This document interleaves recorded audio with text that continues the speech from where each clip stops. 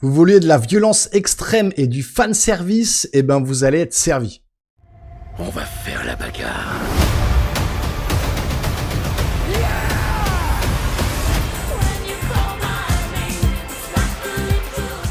Bonjour les amis, bienvenue sur la chaîne. Il est actuellement 2h50 du matin et comme promis, je vous fais ma critique pour qu'au petit déjeuner, vous puissiez la voir dans les premières critiques qui vont tomber sur YouTube, je l'espère en tout cas. C'est très difficile de vous parler de ce film, alors vous inquiétez pas, il y aura une partie sans spoiler et puis ensuite je vais spoiler, mais je vous indiquerai bien sûr dans la vidéo au moment où je vais spoiler, donc pas d'inquiétude, jusque là aucun spoiler. Et la première chose que je peux vous dire, c'est si vous aviez peur que l'arrivée de Deadpool chez Disney, ça soit complètement édulcoré au niveau de la violence, au niveau des dialogues, au niveau de tout ça, soyez rassurés, c'est le pire Deadpool que j'ai vu sur les 3 films. C'est le plus violent, c'est le plus gore, c'est le plus trash, c'est le plus tout, curseur à fond. Je sais pas ce qui est arrivé dans la tête de Marvel, rated R aux États-Unis. Je pense que là, il peut être largement interdit aux moins de 16 ans en France. C'est complètement barré. On se marre du début à la fin. Et la première scène d'ouverture du film, moi, m'a fait mourir de rire. On était beaucoup dans la salle. La salle était remplie. C'était minuit. La salle était remplie. On attendait tous les premières images de Deadpool et Wolverine. À côté de moi, j'avais un fan. On était comme des dingues. Franchement, la première scène va faire hurler certains fans. Ils ont osé le faire. Je me suis dit, ils vont pas oser quand même faire ça. Ils l'ont fait. Sur une musique des années 90 qui a bercé notre enfance, enfin pour moi quarantenaire, avec une scène de combat d'anthologie. Franchement, c'est juste énorme. Et je me suis dit, bordel, qu'est-ce qu'ils sont en train de nous faire? C'est juste énorme. Voilà, tout est pris à la dérision dans le film.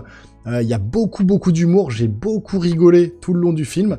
Ça reste un film Deadpool et pas un film du MCU. Attention, ça ne relance en rien le MCU ou alors d'une certaine manière, mais on en parlera dans la partie spoiler, vous inquiétez pas. Mais je m'attendais plus à un film, moi, du MCU qu'un film Deadpool. Et finalement, on est vraiment sur un film Deadpool. On est vraiment sur le 3e film Deadpool, mêlé de Marvel et de MCU, mais on est plus sur comment raconter la mort de la Fox, ou en tout cas comment la Fox a vendu ses droits à Marvel pour intégrer en fait les X-Men dans l'univers Marvel, et on est en plein dedans, puisque Deadpool, les 4 Fantastiques et les X-Men appartenaient à la Fox, et dorénavant, ils appartiennent à Marvel, et dans le film, on vous le martèle sans cesse tout le long du film. Donc, il y a le 4e mur qui est brisé sans cesse, mais alors là, autant dans le premier film, dans le 2e film, Deadpool s'adressait à la caméra, s'adressait aux spectateurs, mais alors là, on est sur un niveau de brisage, je sais pas comment vous dire, de cassage de 4e mur, qui est juste hallucinant. Enfin là, il s'adresse aux spectateurs, il parle de Disney, il parle de la Fox, il parle de Kevin Feige, il parle de tout ça, mais il se lâche complètement, quoi. C'est-à-dire que là, on est en train de vous expliquer pourquoi il y a eu le naufrage de Marvel, comment ils vont remonter la pente, et grâce à Deadpool, grâce aux X-Men, grâce à tout ça, comment ils vont faire pour remonter. C'est typiquement, le film veut vraiment montrer ça. Et veut faire un peu un aveu d'échec de Marvel. C'est-à-dire que carrément Marvel se fout à poil en disant on a complètement foiré ces dernières années après Endgame, mais là, soyez rassurés, regardez ce film-là, c'est ce qu'on va faire maintenant pour les prochaines productions, vous inquiétez pas, on est toujours là. Et bordel, ça marche, franchement, c'est ultra sanglant, on n'a jamais vu ça chez Marvel, c'est ultra violent, enfin pour le coup là, on est vraiment sur une ligne directrice, si Marvel prend ce chemin-là, ça peut être complètement dingue. Alors, Hugh Jackman et Ryan Reynolds, ça marche du tonnerre. On voit qu'ils ont vraiment kiffé le moment. Franchement, on voit que là, pour le coup, Hugh Jackman a pris son pied. Il a plus de 50 ans. Il est encore, c'est Wolverine. Il n'y a pas de problème. C'est lui, c'est le seul et unique. Et du coup, le jeu d'acteur avec Ryan Reynolds à l'écran, ça marche, mais super bien, franchement. On sent qu'il y a une osmose et on sent vraiment qu'ils se kiffent tous les deux et qu'ils ont kiffé faire le film. Et d'ailleurs, il y a 2-3 petites remarques dans le film comme ça, entre deux justement, qui montrent tout ça. Et donc, voilà, ça fonctionne super bien. Les musiques sont super bien trouvées. des musiques un peu années 90, tout ça, à la Madonna, hein, comme on voit dans la bande-annonce. Ça, c'est pas un spoiler, c'était dans la bande-annonce. Donc que des musiques de ce style-là, parfois remixées ou non, avec plein de caméos. Alors moi, je croyais en voir beaucoup plus. Je me suis dit, on va être sur un truc comme 20-30 caméos. Mais il y a certains caméos qui vont vous faire hurler. Moi, j'en ai vu apparaître à l'écran. Alors, il n'y en a pas tant que ça, finalement. On reste autour de la Fox, vraiment. Hein. Ça se concentre autour de la Fox, donc on va rester autour de Deadpool, bien évidemment. On va rester autour des X-Men, on va rester autour des 4 Fantastiques, des trucs comme ça, voilà, qui vont apparaître par moment dans le film. Alors, on ne sait pas trop à quel moment et comment et qui et pourquoi. Mais il y a certains personnages, je m'y attendais pas du tout. De les voir apparaître à l'écran, je me suis dit, mais what the fuck, mais qu'est-ce qu'ils foutent là, quoi? C'est un truc de barjo. Et vraiment, ça marche trop bien. Tous les gens dans la salle étaient conquis. On était là, mais non, mais ils ont osé. C'est du même niveau parfois que Tobey Maguire et Andrew Garfield dans Spider-Man No Way Home. Alors peut-être pas autant de cris et de hype dans la salle au moment où on voit certains personnages apparaître. Mais quand même, ils ont mis le paquet sur certains acteurs qui reviennent. Dingue. Franchement, dingue. J'ai pris un pied d'enfer. J'ai vraiment rigolé. Maintenant, effectivement, ça va pas forcément...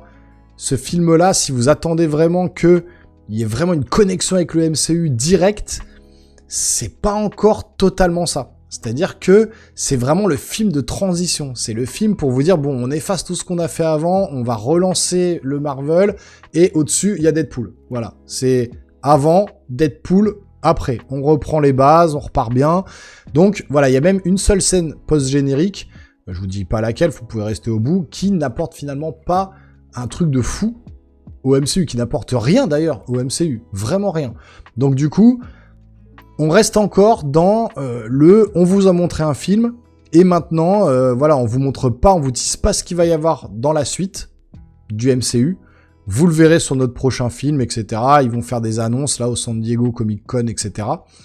Donc, voilà, ça reste un film Deadpool, très drôle, très violent, brisage de 4e mur, fanservice à fond, osmose entre Hugh Jackman et Ryan Reynolds. Tout ça mélangé, eh ben, ça fait le film Deadpool 3 et vous prenez un pied d'enfer, vous vous marrez. Et c'est franchement les chorégraphies de combat, les effets spéciaux sont vraiment bien foutus pour le coup. Il y a peut-être juste à la fin, peut-être, à un moment donné, on voit Wolverine.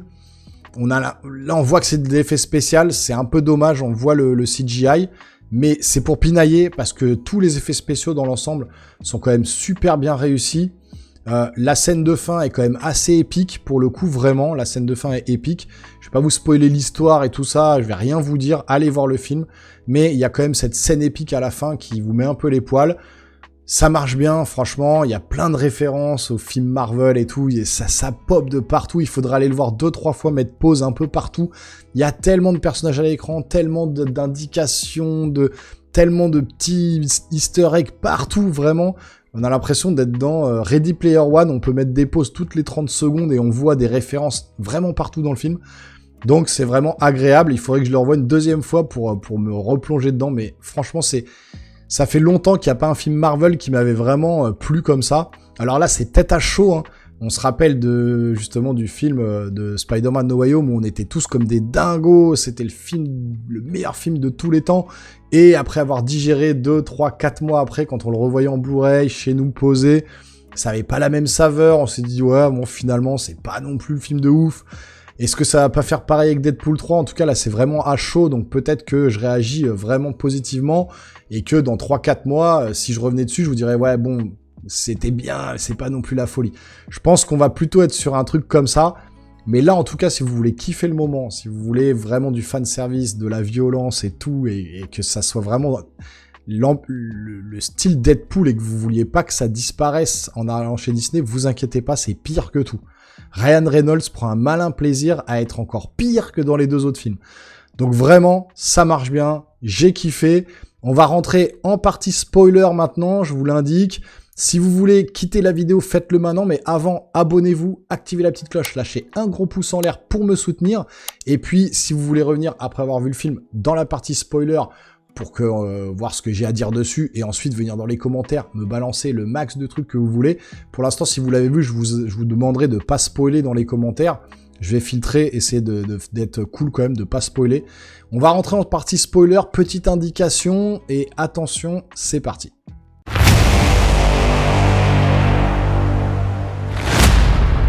Voilà les amis, on est en partie spoiler, donc attention, je vais tout dévoiler maintenant. 3, 2, 1, c'est parti.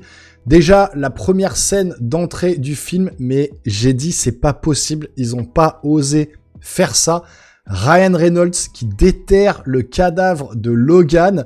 Mais qu'est-ce que c'est que ce truc du film Logan? La plus belle mort de Wolverine à l'écran. Le film Logan, c'est le meilleur de Wolverine. Hyper sérieux, hyper dark, hyper noir comme film.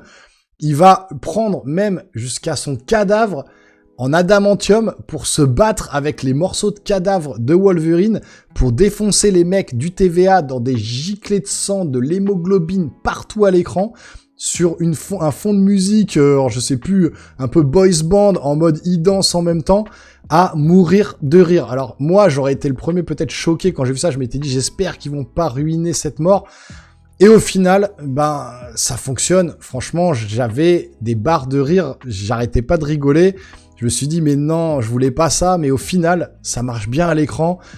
Deadpool, Ryan Reynolds, justement, en joue de ça à fond. Il le dit d'ailleurs dès le début. Ah, bah ça va sûrement choquer les fans, mais bon, on s'en bat les couilles, on sort le cadavre et on y va. Donc, il joue avec ça parce qu'il savait que les fans allaient hurler là-dessus, mais il en joue, donc c'est intelligent de faire ça. C'est-à-dire que il le sait, mais il en joue. C'est pareil pour le wokisme, par exemple. Les gens, ils savent que le wokisme, ça agace les gens. Il va faire une blague dessus à un moment donné. Il voit l'héroïne qui est, enfin la méchante qui est une femme. Il la voit, il dit ah bah c'est encore les wokistes qui vont gueuler de voir une femme encore à l'écran. Enfin voilà, ça tape dans le mille systématiquement. Quand il parle de Marvel, c'est pareil. Il va s'adresser à la caméra. Il va dire Marvel est en train de perdre tout son fric, ils sont en train de s'écrouler. Heureusement que je suis là pour remonter la pente parce que sinon ils vont mettre la clé sous la porte. Enfin voilà, ils ont fait de la merde avant, les films d'avant, tout le monde veut les oublier, on va repartir sur de bonnes bases. Donc en fait, il est tout le temps en train de balancer à la caméra des punchlines comme ça. Il va parler devant la caméra, il va dire hey, je t'emmerde la Fox, maintenant je suis chez Disney, c'est moi le boss, et je suis le petit Jésus Marvel, c'est moi qui vais tout ressusciter. Donc il est vraiment systématiquement en train de briser le 4e mur en parlant à la caméra comme ça, c'est complètement dingue. Et puis tous ces caméos de X-Men qu'on voit, donc on va voir les premiers caméos d'abord des méchants, hein, le crapaud, on l'avait vu notamment dans les bandes annonces, on a Sabretooth, on a Diablo, on a Juggernaut aussi, mais du film des X-Men, des premiers X-Men. Donc on prend tous les vieux X-Men de l'époque. Alors on voit pas Xavier, on voit pas Magneto, etc. Et on voit qui à un moment donné? Mais Chris Evans. On se dit mais non, c'est pas possible. On va le voir en Captain America. Il a une espèce de veste sur lui. Et finalement, non, c'est la torche humaine des 4 Fantastiques. Mais alors là, on était comme des dingues. La torche humaine, quoi. Alors, sur le ton de la rigolade, en plus, il est vraiment très humoristique, le film. Donc, même Chris Evans joue le ton de l'humour à fond pour son personnage des 4 Fantastiques. Mais alors, cela, on s'y attendait pas. Et alors, les caméos les plus dingos, quand même, c'est quand même Elektra et Blade. Enfin, franchement, là, on voit Elektra arriver. On voit Blade, donc Wesley Snipes, arriver. On voit Jennifer Garner arriver, quoi, en Elektra. Il parle de, justement, Daredevil, qui est mort dans le monde où il se trouve, parce qu'il se trouve dans le monde du néant, avec Elliot qui bouffe tout. Voilà, tous les X-Men et tous les personnages de la Fox, en fait, se sont retrouvés dans le néant, en mode, bon, bah voilà, on se débarrasse de ces personnages. C'est vraiment, c'est pour vraiment mêler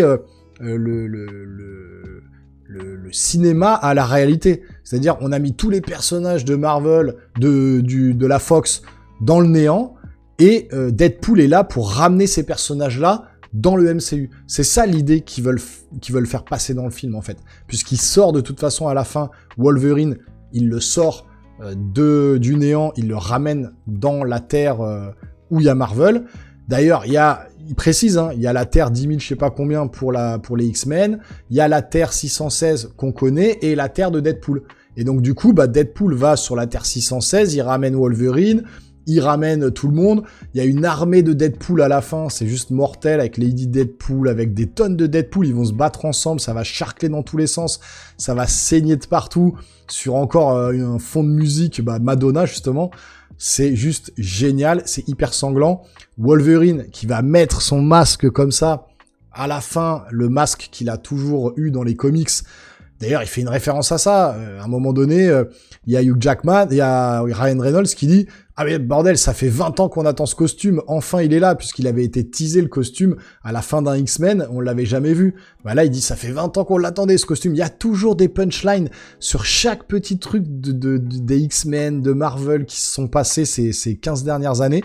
C'est un truc de barjot, il y a eu un travail de fond un gros travail de fond qui a été fait sur vraiment les petits détails, les petits easter eggs partout.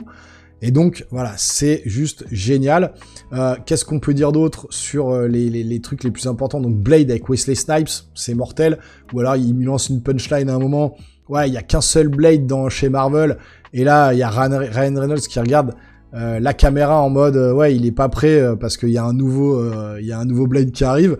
Donc c'est vrai que c'était le seul et unique jusque là, Wesley Snipes. Il y en aura un nouveau. Elektra qui est là aussi. Elle parle de Daredevil qui est mort, le Johnny Storm qui se fait éclater aussi. Et on parle des 4 Fantastiques, on parle du multivers avec justement avec Reed Richards. Donc ça va parler des 4 Fantastiques. C'est les 4 Fantastiques qui vont faire le lien avec le multivers. Maintenant, avec les X-Men qui vont être là aussi, qui ont déjà été teasés dans The Marvels, donc on voit à la fin, dans la scène post-générique. Donc tout ça, ça va arriver, mais c'est vraiment pour montrer ce film que le MCU intègre dorénavant tous les personnages de la Fox. Et là, ce film était là pour tuer la Fox, ramener tous les personnages de la Fox chez Marvel, et tous les easter eggs, tous les trucs qu'on a vus, c'était pour ça. J'en oublie certains, là, il y en a plein qui me manquent peut-être. Dites-moi dans les commentaires, alors, une fois que vous aurez vu le film, une fois que la semaine sera passée, ou alors mettez dans les commentaires un encart spoiler alerte, et puis vous déroulez derrière, mais ne spoilez pas aux gens qui l'ont pas vu, attendez peut-être 4-5 jours pour les spoilers, une semaine, quoi, que les gens puissent aller le voir. Mais voilà, j'ai une tonne de trucs qui me viennent en tête, mais j'arrive pas à vous les ressortir, c'est à chaud, là, comme ça.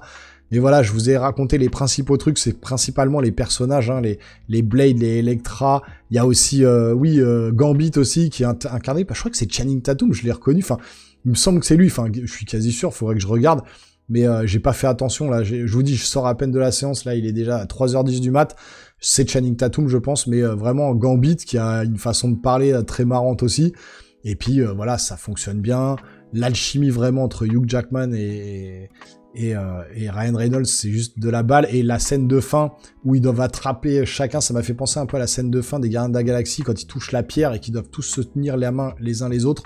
Là, c'est pareil, ils doivent tenir 2 flux temporels à main nue et comme tous les deux peuvent se régénérer, ils sont là en mode, voilà, avec les muscles de Hugh Jackman qui se déchirent, voilà, avec Deadpool qui, pour le coup, fait un acte de bravoure pour la première fois. Au lieu de faire le con, il va faire un acte de bravoure.